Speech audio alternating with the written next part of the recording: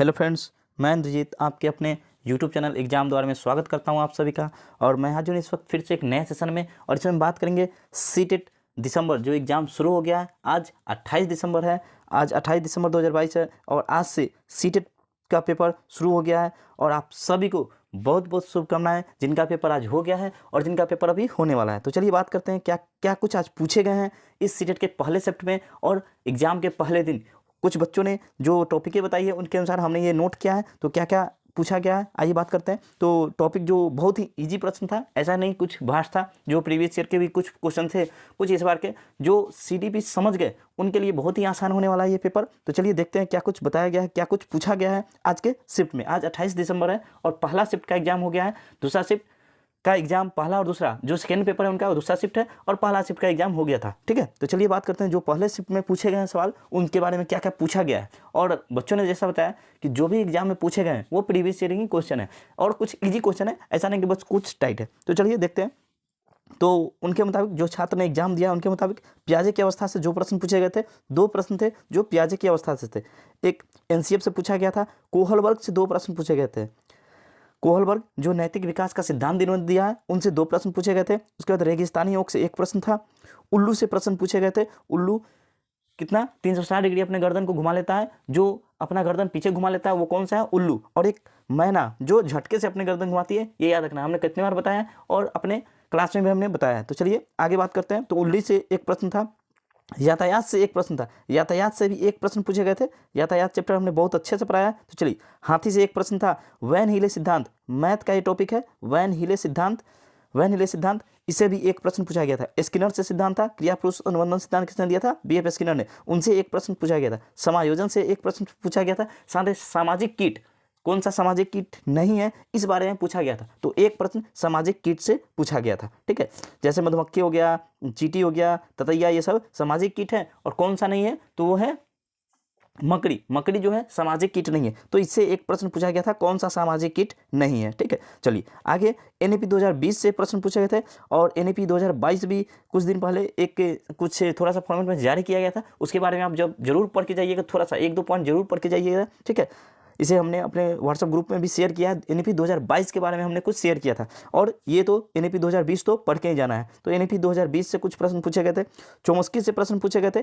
ZPD जो proximal development यानी निकट विकास का क्षेत्र से भी प्रश्न पूछे गए थे। वाइगोस्की साहब का है, वाइगोस्की से 2 से 3 प्रश्न पूछे गए थे। स्लॉथ से एक प्रश्न था, स्लॉथ भाई साहब के बारे में एक प्रश्न पूछा गया था। कौन सा है स्लॉथ? वही जो उल्टे लटक के सोता है पेड़ों पर, पूरी अपनी जिंदगी काल में 8 पेड़ों पर भ्रमण करता है, 40 साल तक जिंदा रहता है। तैराक, एक बहुत ही अच्छा तैराक है। साथ ही क्या है, ये एक अच्छा तैराक है, भालू जैसा दिखता है पर भालू नहीं है। तो स्लॉथ से एक प्रश्न पूछा गया था। वो कौन सा पक्षी जो मनुष्य की अपेक्षा 4 गुनी दूर, 4 गुनी तीव्र, 4 गुनी देख सकता है, तो उससे भी प्रश्न पूछे गए थे। ठीक है, चलिए हिंदी में कौशल विकास की क्षमता और बच्चों में भाषा विकास कैसे करेंगे, इससे रिलेटेड प्रश्न पूछे गए थे। तो बच्चों में कौशल विकास आप कैसे विकसित करेंगे, किसी बच्चों के अंदर कौशल विकसित करना है भाषा का, इसके आप कैसे विकसित करेंगे, इससे प्रश्न पूछे गए थे। तो उसके बाद जिम कॉर्बेट नेशनल पार्क जो उत्तराखंड में है, उससे एक प्रश्न पूछा गया था। कौन सा? जिम कॉर्बेट नेशनल पार्क से एक प्रश्न पूछा गया था। ये कहाँ है? तो ये उत्तराखंड में है।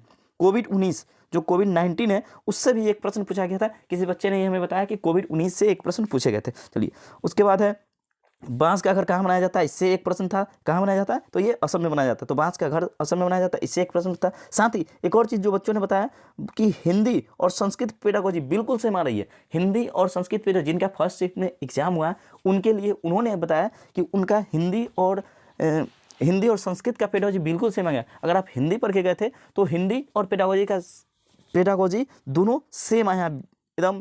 जैसे छात्रों ने बताया कि अगर आप हिंदी गलत करते हैं तो पेडागोजी संस्कृत भी गलत हो जाएगा, हिंदी बिल्कुल सही करते हैं तो संस्कृत भी बिल्कुल, बस लैंग्वेज चेंज था, बाकी पेडागोजी बिल्कुल सेम थी। साथ ही उन्होंने बताया कि कथन में ज़्यादातर प्रश्न पूछे जाते थे, जैसे कथन ए, कथन बी, इस टाइप का, कि ये आर सही है, बी ए का सही उसके बारे में बोला गया, इस टाइप से कथन से प्रश्न पूछे जाए। तो ओवरऑल आपका पेपर बहुत ही ईजी था। जैसे छात्रों ने बताया कि ईजी प्रश्न पूछे जा रहे हैं, हाँ ज़्यादा टफ भी नहीं है, ज़्यादा नॉर्मल है, मतलब इस टाइप से। तो जैसा भी कल भी एग्जाम है, तो 28 दिसंबर को जो भी जैसे ही कुछ इसके बारे में कल का जो पता चलेगा उसके बारे में हम आपसे शेयर करेंगे। तो कल के बारे में फिर कल शेयर करेंगे और तैयारी करते रहिए।